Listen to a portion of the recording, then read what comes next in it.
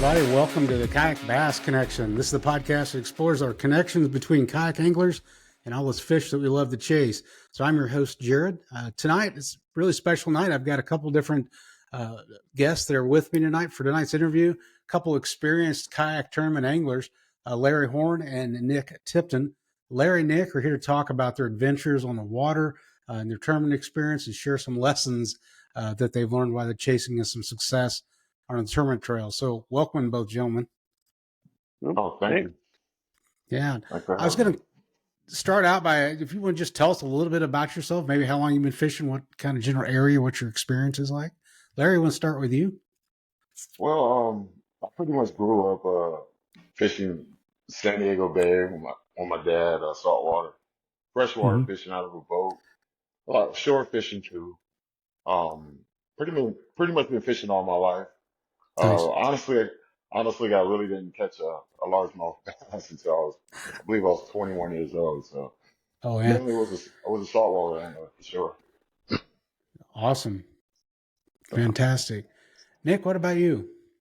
Yeah, so I started fishing. I've been raised in Illinois all my life. So I started fishing little pond tournaments. My dad would take me out to bank fish and stuff. So pretty much bluegill, bass, crappie, catfish. And yeah, pretty much just got into kayaking once I got tired of beating the bank all the time. Yeah. Yeah, awesome. So how many years have I know both of you fished with me in the Southern Illinois Kayak Club. Larry, how long have you been fishing in that club? This will be my third year coming home. All right. The last 2 years.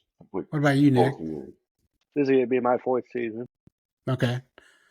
Fantastic. So now, Larry, it's interesting, some of your background from the saltwater, and you and I were talking on the water one time, and you had said that you had finished a lot of, you made the transition to kayaking when you were still out on the West Coast, right? Actually, I originally got the kayak in Maryland in 2015. Okay. All right. But 2015. Okay. So what type of fishing were you doing then? I was doing exactly I was bass fishing, catfishing, bluegill fishing. I was doing all the fishing that I've done on the bank, pretty much. Yeah. Yeah. So what kind of boat did you start out with? I started off in a sit-in kayak from my Future Beach. It was I bought it from Dick's, and that's what I started in. And, I was only there a couple months, and I ended up moving. That's when I moved home. But from there, it was pretty much bass fishing. That's all I've pretty much done is bass fish out of a kayak in the last 7 years. Okay. Yeah. So how is it? I'm curious. What was the difference in different regions? You've bass fished out of kayaks in a couple different places. What's the biggest difference?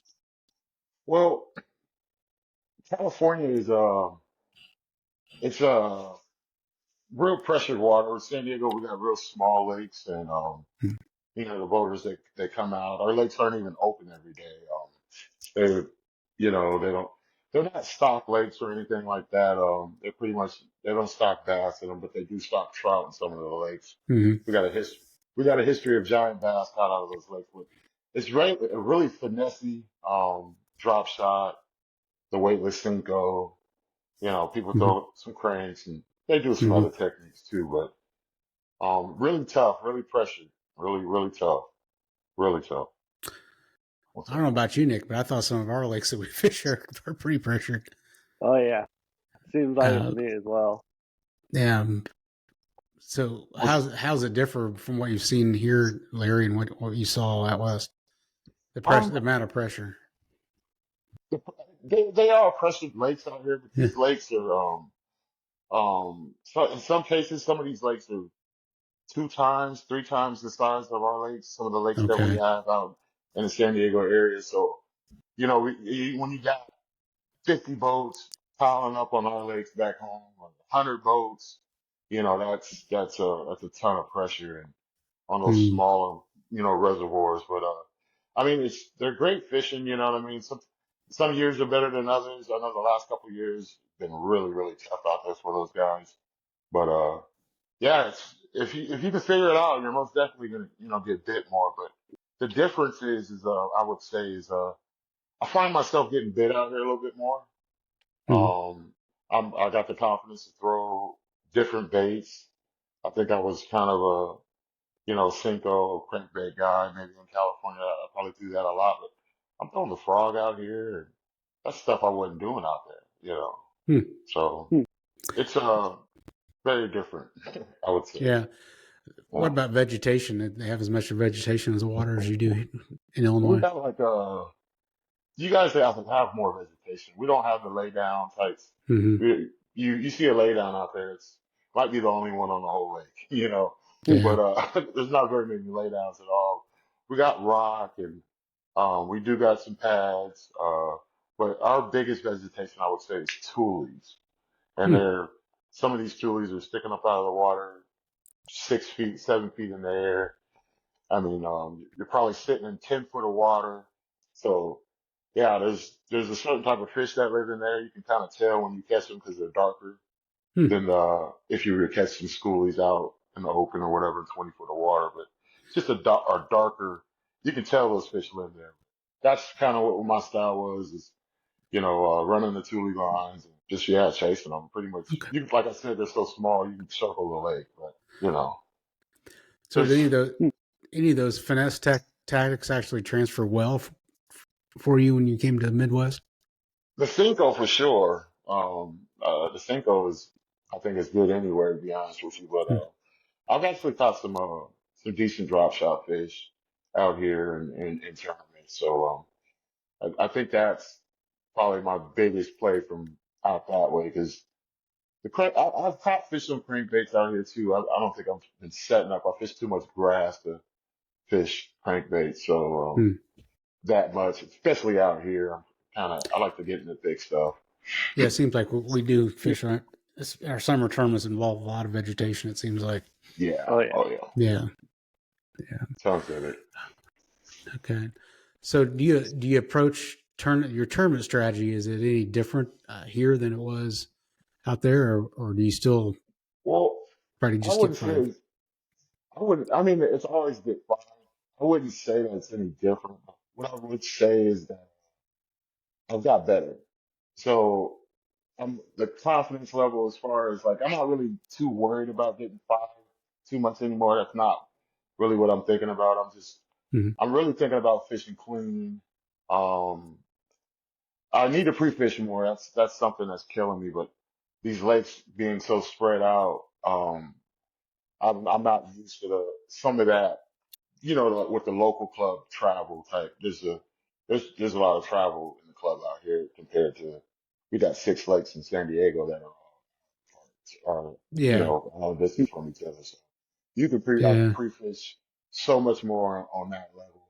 But yeah, it's tough though. It's tough. I'm just I believe I got so much better. So as far as my experience, Mhm.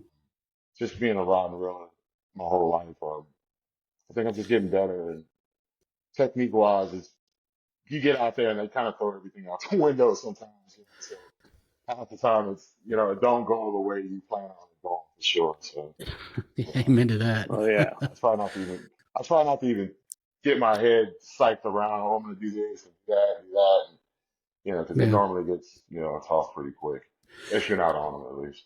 Yeah. So, Nick, that brings up a really interesting point that we discussed a little bit. Is it the time that you've been in tournament fishing, you've talked about the mental side of things. Oh yeah. Um, Yeah. so, talk to us a little bit about that, Nick, and about why you go through mentally during a tournament day and how you kind of face that battle that everyone has. Yeah. So like my first year at tournament fishing, I got together with Sick, and I was thinking, oh, it's pretty much every man for themselves. There's not gonna be everybody giving up their spots and all that. So I was like, okay, I need to catch fish and just win and get higher up into the standings, get AOI and stuff. And that's all I cared about really was just trying to win pretty much. And then the second year, the end of that first year didn't turn out as nice as I would have liked and stuff. And I think it was just mainly because I was getting into my head about worrying about catching so many fish and keeping up with everybody else. When I came back the second season, I realized, well, don't even worry about that. Just go out and fish. All these guys are great people. I learned a whole bunch of stuff, and I'm still learning a bunch of stuff from everybody. And that's just kind of my mental game the past few seasons is go out and catch some fish, but have fun more importantly to me.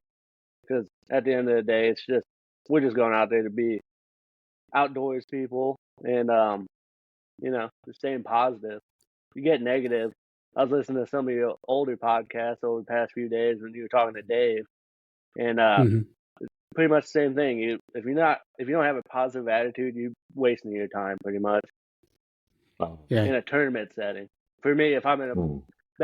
bad mood or something, I'm just going out fun fishing. That'll help me out. But for some reason, the tournament settings it doesn't work out that way usually. Have either one of you had specific instances that you could remember where you just really had that everything's going wrong? You had to kind of do that mental check with yourself. Oh yeah, Yeah, yeah, almost definitely. Yeah. So tell me about it. You get out there and maybe you did pre-fish, maybe you didn't, maybe Mhm. caught fish there at a certain spot, and a couple hours go by, you don't get bit.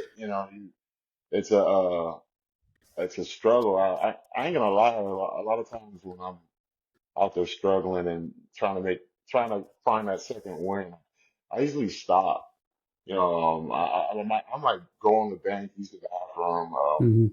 smoke a cigarette, eat a sandwich, and kind of pump myself back up and get back out there and try to keep going. And at that point, I'm probably going to be fishing fast. I got the NK 180, so I can cover a lot of water.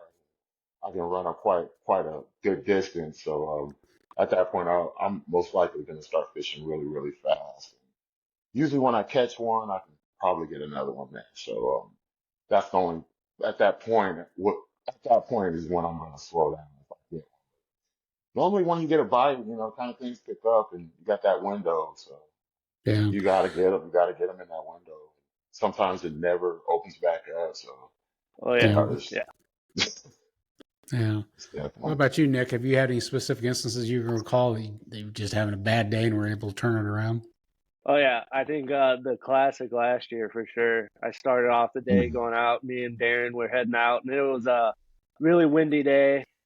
I was a little concerned going out there in the open water and stuff, and I started I going remember out. that day saying it was really windy. It does not quite do it justice. Mhm. I think it was 45-mile-an-hour sustained wind, but go ahead. Oh yeah, It yeah. was Yeah. So ridiculous. me and Darren were just cruising out in the open bay, and I was like, "Oh, this is getting a little sketchy now." And I started. Uh, I have a native Slayer Max 12, and I realized my rudder was getting a little loose, and I was like, "Oh Oh. man, this is not going to be good." And Oh it wow. ended up just it stayed loose. It didn't completely go off, so I could turn. It just wasn't very good, and the wind wasn't helping me. I was like, "Man, this is going to be a bad day." It seems like I'm just gonna stay close to the ramp, and so I pulled up to the first spot, and it was time to fish. Cast a couple times, didn't have nothing. So I said I just got to make a move, and I just crawled up the bank and pretty much had to go straight. Had to use my paddle to turn more Hmm. and more throughout the day, but I eventually ended up getting on some fish, and yeah, that changed my day for sure. But it started off real rough, and once I eventually ended up meeting back up with Darren, and he'd already caught his limit, so me and him were just kind of talking about what he was doing versus what I was doing, and he shared some tips with me. Started doing what he was saying pretty much, and started catching fish. But that dude, he somehow knows how to catch them a little better because he was going right behind me, Mm. getting all the ones I missed. Well, if you haven't seen it, I just released an episode this morning of a really thorough interview with him. Oh Um, yeah, it's pretty good. I was taking notes, I think, as much as I was listening to him was what he was saying. But yeah, that's awesome. So, what about you guys? Both mentioned your boats. Larry, what kind of boat are you in? I fish out of Old Town, Topwater 120. It's the paddle version. And you got Um, that big I, motor in the back. yeah, I bought that kayak with 100% intentions of doing just that. What I did to it took a while, but I got it there. And most definitely, it's perfect for me. It's perfect size. I was a lot of weight.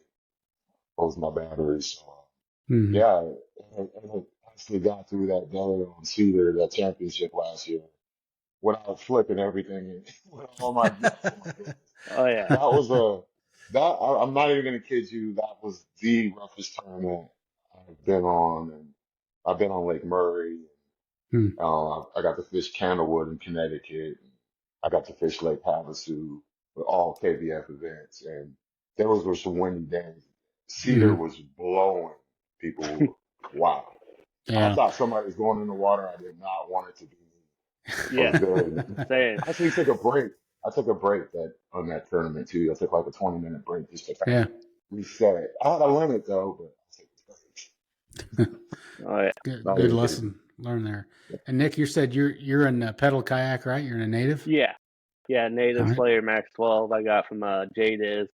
Awesome. I guess 2 years ago, so 2 or 3. Those are good boats. I've got one of them in my garage right now. Oh yeah. No, no. My wife picked one out. We went to the shop and she picked that out for herself. So I was like, that's a pretty good job. That's a pretty Oh good yeah. boat. See? So let's talk a little bit more about the gear that you're using. So is there anything unusual you think about what you're doing with your gear in your boat than maybe other people do? You mean different as far as Yeah, like, different. no, I have the Black Pack Pro. I don't think anything Yeah, too, yeah, I'm pretty much standard across the board as yeah. far as the equipment that they sell. You What know, what's your Yak favorite Attack. rod? Yak stuff. Oh, What's your yeah. favorite rod that you take with you every I strip? actually use they're called sticks fishing. It's called sticks fishing, and it's I forget the name, but I actually Hmm. got one right here. This is actually my I don't know if you can really see it, but let me see if I can get it in the picture. But Okay, it's this spinning rod reel. here. Okay, Yeah, it's a spinning reel awesome. rod. I've caught a lot of Okay, fish in this rod, all right. and it's sticks fishing, but basically it's a set. It's a set of Oh three. wow. You buy the whole set for $600, and Hmm. they're actually they're solid rods. I don't know if you remember Damien Tao. He fished the Bass championship last year, and he got second place behind Russ Snyder's. But he Oh, was throwing a Carolina rig with this exact rod, and he uses the rods too. So I mean, if they're good enough for him, they're most definitely good enough. yeah. Yeah, they That's got a a. whole the good rods though. Is it Sticks STIX Sticks Yes, Fishing? I have to yes, look that most up. Hmm. definitely. They're solid. They got their parabolic rods. I pretty much use Ardent reels. Ardent. Ardent across. Yeah, Ardent. Yeah, pretty much Okay. only. Yeah, that's pretty much all I got is Ardent.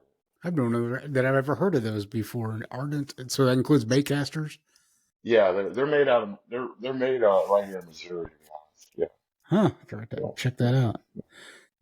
I tell you, that's smart with what Sticks Fishing is doing because, especially somebody new getting into bass Most definitely. fishing, I Most mean, definitely. it is bewildering because you can look at two different articles and they'll tell you need two completely different sets of equipment.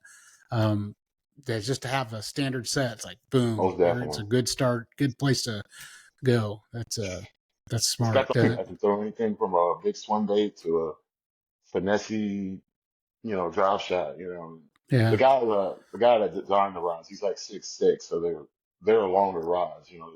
Hmm. There's three rods with 7.6 in the set. So Oh yeah, you wow. can throw quite a bit. Love them. Interesting. So Haven't Nick, broke what? one in 4 years. Sorry. Wow, that's impressive, Yeah, especially like kayaks. yeah. I think kayak Haven't broke rods one. just get beat up more. Yeah. Most Um, definitely. Yeah. just to get it beat up a lot. So Nick, what are you carrying any rod that you think is the best in your boat that you like to use more than any other? So last year I tried out Denali rod, and Yeah. they're made down in Arkansas. I ended up getting a No. deal at the Collinsville Fishing Show. They were doing a buy one get one, so I was like, oh, I'll try them out. And I got a medium heavy, and that was probably the one I grabbed the most last year. And then I also got a medium spinning rod too, also. And Okay. No. I probably throw a spinning rod more usually. I'm a little bit more finesse guy, I would say. All right. I just got a Denali rod. As a matter of fact, when JD's Fishing was closing their doors, they had to selling their stuff, and I bought a jig and worm rod off him, a Denali Lithium, I think it was called, Lithium Pro or Yeah, it was a something like nice that. one. I don't think I've even used it yet. Hopefully, Yeah. I'll be using it here pretty quick. Oh, But yeah. it's definitely going to get a ride in the boat. He So you closes meant, doors? yes, he did. Yep. Unfortunately, I he didn't did. know that. Oh, wow. Yeah. Yeah. Lost a good resource there. Helped my bank account though, because I only live 15 minutes from there. So, and Oh, I would be in within blocks of his shop a couple times a week. Got expensive. Oh, yeah. So, every time I stop by there. So Nick, you mentioned you do a lot of finesse fishing, and you use a lot of spinning rods. So what type of techniques do you like to do? I'm pretty much mainly a wacky worm guy or a Ned rig guy. Ned rig, most of the lakes we fish is pretty grassy, so sometimes the Ned rig doesn't work out as well as I'd like. But whenever I find some sort of hard bottom and stuff, I'm throwing that out there, or shaky head whenever it's summertime. Throw that offshore a little bit. Oh yeah. I was listening to something on Bass University the other day, and they were talking about Ned rigs and grass, and they were just using extremely light. I mean, the lightest weight Ned rig you could get, and said that it worked great in grass. I want to try that out. I I'll think that'd be definitely try problematic. that out. Sounds like a good idea. Throw them right in the pockets, I would imagine. Yeah. So, Larry, finesse is your main game there, right? So, what yeah, I do you like like to to. throw? I'm pretty much I throw a lot the Cinco de Texas rig pretty much a lot, probably 50% of the time. I do go wacky with it here and there, not as much. I usually have one tied on or something. Pretty much that or a small like type Texas rig, that I'll throw. But yeah, I like to throw the wacky and the Cinco, the Texas Yeah. rig, and What kind of hooks do you guys use on your wacky rigs? I've bounced back and forth between a couple different types of hooks. BMCs. Okay. There's actually, I don't have them with me right now, but I forget what they're called. But some VSD style hooks for me, but I think I'm gonna change that up. I've seen some other stuff. Okay. Yeah, so I was using Vector hooks. They have it's a wacky hook, and it's pretty much the same as their drop shot hook also. And I was using those, and now they're getting off online and just selling in retailers. So I'm gonna use these ones up and start exploring some other options. But they work pretty well for me. I mean, I never had anything come unhooked that wasn't really my fault usually. Yeah. That's the one good thing about the wacky rigs. It seems like, especially the finesse hooks, once they're hooked, they're now one thing I have not done hardly at all, as you've talked about, is drop shouting. I've heard some people curse it. They said it's hard to do from kayaks. Walk me through kind of your setup, how, and any tips that you might want to give somebody who wants to try that. I'm not the best drop shotter, but I do know how to do it. I'm like out here, for instance, there's a ton of laydowns, and the bites I've had seem to come off kind of like the tips of the laydowns at the end in the deeper water. Um, it's basically just you're just throwing it out there. You want to get on the bottom. That's the whole key of it, Yeah. and you want to be able to stay over the bait. The more vertical you can stay over the bait, like the guys with spotlight, they're gonna have probably a lot better success with that. But being more vertical over the bait, as it's like really jigging or the ice or something, I think that is key because if you're kind of throwing perpendicular, towards the bank or out deeper, you kind of miss those when they grab it and pick it up and run with it. I mean, you kind of miss that. But if you're right on top of them and they get it, and you really, really feel that vibration come up that mono, you kind of know they're there before they even realize they're there. So now you're just waiting on that little extra tug. So I would say stay more vertical with it. You don't want to be dragging a drop shot around. So do you use a longer rod? I mean, what kind of rod are you going to use there? I do. I use one of the rods in the set. It's a 7'6" light. Like I said, the guy's tall.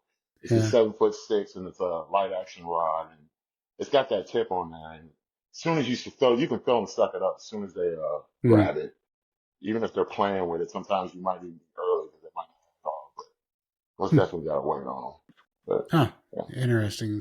So what kind of baits do you usually use? I'm using the Robo Worms Okay. or like the Dream Shot by Strike King that KBD is pretty known for. Okay. I tend to stick with those. A couple, sometimes even a creature bait or maybe even a fluke sometimes. I thought, did you mention you were using monoline with I it? meant to say floral. Sorry about Okay. that. You use Well, fluorocarbon? All right. yeah, I gave up on mono a while, but Yeah. only on a crank, only on a crankbait run, I would say I use mono. Yeah.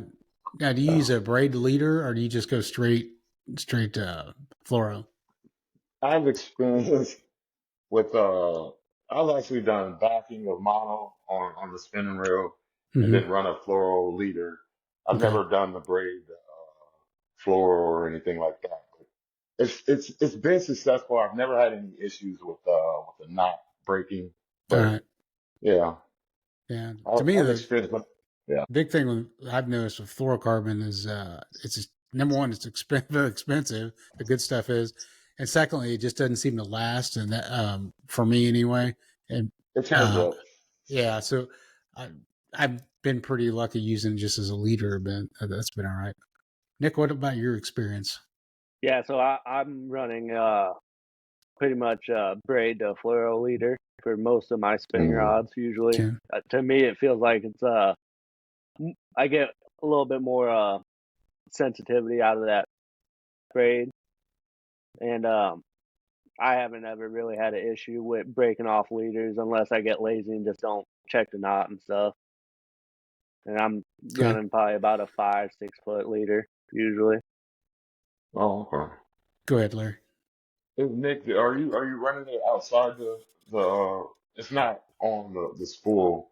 You're not. No, It's usually what? yeah, it's like Yeah, it'll be pretty close. It's not in the spool though. I've had issues where gotcha. it gets a little funky on me if I try to do that. Gotcha. Yeah, but I got you. I figure trying to I'd rather have that longer leader and just have to keep cutting it off and stuff if I have to versus having to Most retie definitely. another leader because I tried doing that my second season kayak fishing and it was just eating into my time. And at Hmm. that time, Gotcha. I didn't have a pedal kayak. I was just paddling, and by the time I'd switch the Gotcha. leader out and stuff, I'd be half mile down the lake, getting blown around. Totally. Totally. Yeah. Nice. So you guys have both got a lot of different experience in your under your belt there. As you go into this next year, we're in dead of winter right now, looking at the 2024 fishing season going to be starting soon. Have you thought about any goals for yourself or any specific things you want to do differently this year to try to elevate the game a little bit? Yeah. I have most definitely. I last year I started throwing the frog a lot more last year. Okay. I plan on implementing that a lot harder than I did last year. I was probably throwing it only the first time. I plan on throwing the frog a lot more. More frog. You hear guys that just throw frogs all the time and seem to do well. Oh yeah. Yeah, Um, yeah, yeah.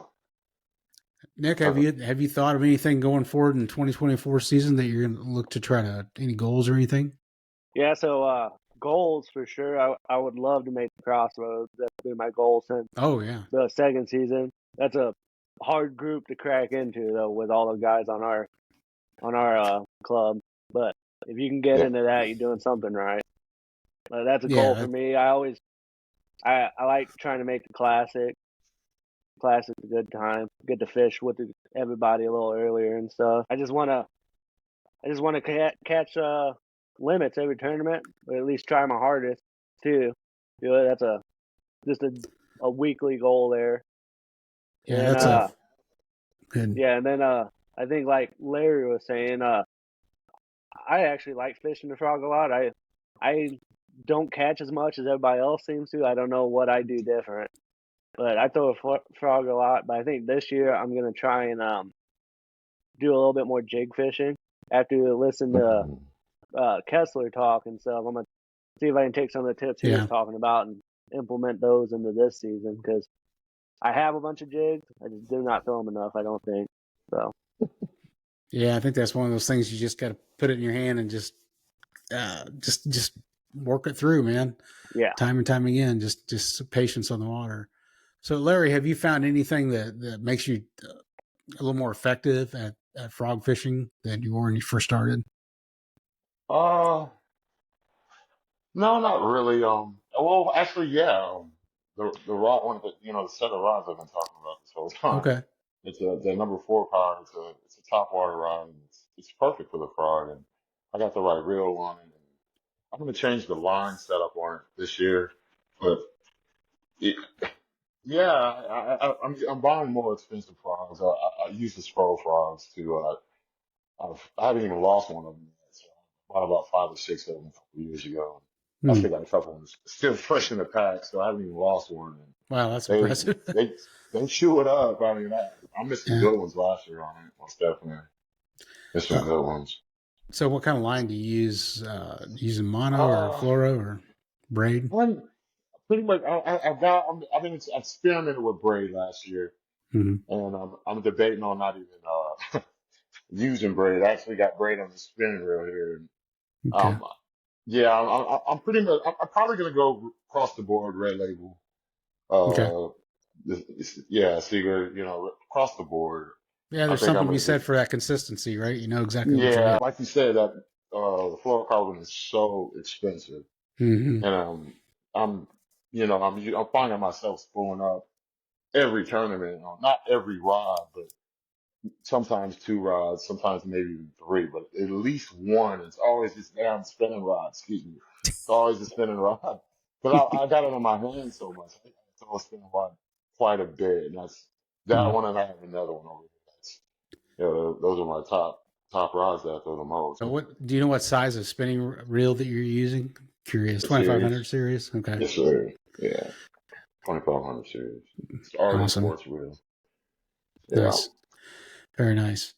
So you guys both have some goals in next year. That's great. So if someone approached you at a ramp and said, "Hey, I fish out of a kayak. I don't know if I'm good enough yet to go fishing tournaments," what would you say to them? Never know until you come out. Yep. You know, I've seen guys show up for the first time and cash checks, first, second, or third place. So I mean, Mm-hmm. you don't. Some of these guys on the bank are really good fishermen. They just never really Yeah. had the experience in fishing for boats, and that's what I've seen. Yeah, Okay. And Yeah. like most I of said earlier, pretty much if they came up to me personally and asked that, I would say just join our club and get to know a few of the guys because everybody I've met in the past 4 seasons, yeah, 3 seasons, is super friendly. They're willing to give you advice, and a lot of the guys meet up and just fish for fun days whenever it's not tournament fishing, or they Mm-hmm. meet up a day before and totally. pre-fish together. I mean, if you want to get into kayak fishing, I would recommend just joining the club because you'll meet all kinds of people who you didn't even know are local to you. Totally. Yeah, and it's amazing. I think the kayak group, when you start discovering other kayak anglers, it's kind of like they're operating independently until they find more people and get Yeah. together. It's kind of cool. So Yeah, it's yeah. really good. Well, listen, we've had a great conversation, guys, and I know both of you have things to do this evening, so I don't want to keep you much longer. But I want to thank you both for spilling a lot of good information here about how to be a better angler, what you've learned during your fishing, I'd say careers, or 3 or 4 years, or a lifetime worth of fishing, especially how you apply that now and your new goals. That's awesome. So, anything else you guys want to add before we sign off for tonight? Oh, I didn't mention the goal just real quick. Oh I yeah, actually yeah, just said I forgot to say that. But I kind of got the rambling, but I most definitely want to make that top 5. Well, nice. I jumped in the top 10 this year. I don't even know exactly place, but I did mention that I was close. So I want to say Yes, I was probably 6 or 7. I don't know exactly. But jumping in the top 5 is a big goal, and getting a W is another one. So I absolutely. plan on, yeah, I'm, Yeah. I'm gonna do a lot more this year. I got a new vehicle that's got a 3-cylinder in it. it's not gonna burn any gas. I'm gonna be able to pre-fish a lot more now. So brand Nice. new Trailblazer. I got a brand new Trailblazer. I'm gonna put a hitch on it probably here in the next week or two. And still got the truck, but yeah, man, I'm gonna be out there this year. Oh, that's Be out there fantastic. We'll look forward to seeing both of you most at all definitely. the events. Nick, did you have anything you wanted to add before we go? Nothing really. I Okay. pretty much summed it all up. I think pretty much just a bunch of good group of guys in the kayak club. Sick. Had a lot of guys help me along the way, and Yeah. if you see me out on the water, I hope you come up and ask me. I might not know all the answers, but I'll at least talk to you for a little bit. Yeah. I always tell people I can always tell you what isn't working because I figured that out. Yep. Same here. Yeah. All right, Thanks for guys. having Thanks. me, Jared. Yeah, thanks a million. So from everyone here at the Kayak Bass Connection, thanks for tuning in to watch tonight. Whether you're dreaming getting back on the water or getting ready to make your next cast, just keep on working on those connections. All right, have a good night, everybody.